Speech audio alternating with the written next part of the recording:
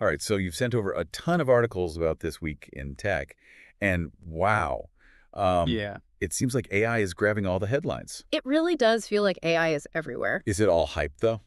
Well, it's easy to get swept up in all the hype, but I think what's interesting here is not just how much everyone is talking about AI, but just how many ways people are finding to use it. Yeah. It's not just one thing, Right. it's impacting how we talk to each other, how we work, how we make things, even how we listen to music. So it's not just one industry, then. Not even close. So let's start with something I know we're both really curious about. Okay. This Apple Intelligence in the new iPhone. Yeah.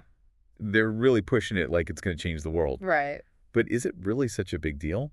Well, on the surface, it seems kind of like more of the same, Like, oh, here's some help with scheduling your day, or here's an app that can tell you what kind of bird that is. Right.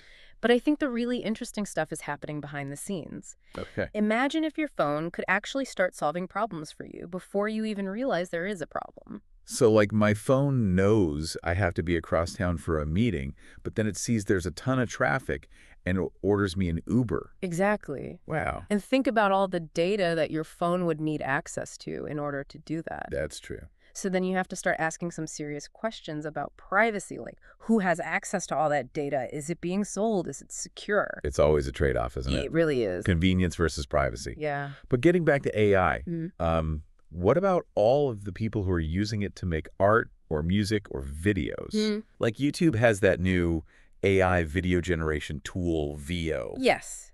And it's an incredible tool, particularly for anyone who wants to make videos but doesn't have a lot of money to spend. Right. Because this technology can do things that used to cost thousands of dollars. Yeah. Like you can have incredibly realistic backgrounds in your videos without having to be on location or in front of a green screen. It's amazing. Yeah. But doesn't that mean that now every video's going to start to look the same? Well, that's certainly a concern. I mean, if everyone is using the same tools to make art, then won't all the art start to look alike? Right. That's why I think the real challenge with these AI tools is going to be figuring out how to use them to enhance human creativity, not replace it. Finding that balance. Exactly. And I guess that kind of leads us to the 800-pound gorilla in the room. I know everybody's talking about ChatGPT, Right. but this new voice mode feels different. It is a big deal. Because before it was just text on a screen, Yeah. but now it can talk. Yeah, So it feels more real. definitely. And the big question is, how are we going to react to that?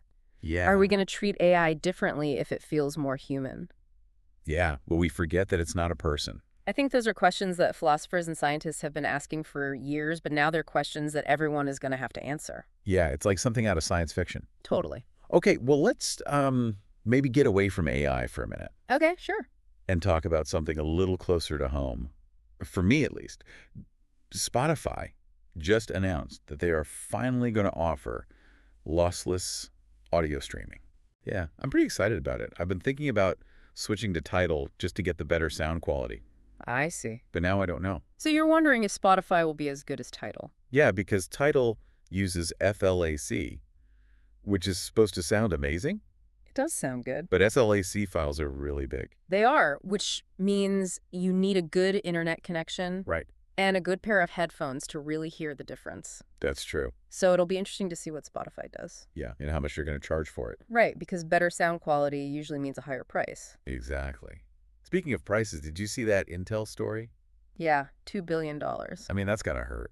It does, and it really shows you just how high the stakes are in the tech world. So what happened exactly? Well, basically, a company called VLSI Technology sued Intel for patent infringement, Okay. and they won. So how does that happen? I mean, don't big companies like Intel have like whole teams of lawyers to prevent that kind of thing? They do, but sometimes these cases can drag on for years, and it can be hard to predict how a judge or jury will rule. So what was this patent for anyway?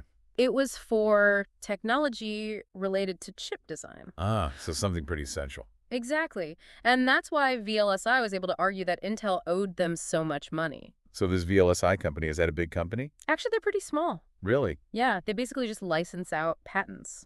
Interesting. And I think that's one of the reasons why this case has gotten so much attention. How so? Well, it kind of highlights this tension that exists in the tech industry between big companies and small companies. Uh-huh. Because on the one hand, patents are really important for protecting intellectual property and encouraging innovation. Right.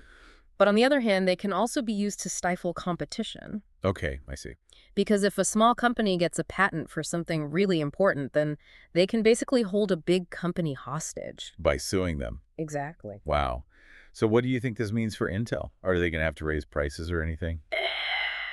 It's hard to say for sure, but it's definitely possible that this could have a ripple effect throughout the tech industry. You think other companies will be more hesitant to develop new technologies because they're afraid of being sued? It's possible, but at the same time, innovation is the lifeblood of the tech industry. True. So I don't think this is going to stop companies from developing new technologies altogether. Well, that's good to hear at least. Okay, so moving on from lawsuits and billion-dollar payouts, um, let's talk about something a little closer to home. Okay. Remember that big Windows outage a few months back? Oh, yeah. I felt like I couldn't function. Right, like you're living in the Stone Age. Totally. And it turned out it was all because of one bad update. It really goes to show you just how reliant we are on technology these days. Yeah, and how vulnerable we are when it goes wrong. Exactly. So what can we do about it? I mean, it's not like we can all just stop using Windows, right? Well, for one thing, we can demand better security from the companies that make the software we use. Okay. Because at the end of the day, it's their responsibility to make sure that their products are secure. That's true. But I feel like we have a responsibility too. Absolutely. We can't just expect tech companies to solve all our problems. Yeah, we have to take steps to protect ourselves too. Exactly. Like making sure passwords are strong and being careful about what links we click on. And keeping our software up to date. Yes, exactly. It's a lot to keep track of. It is, but it's more important than ever. Okay, well, on a lighter note, let's talk about something a little more fun. Okay.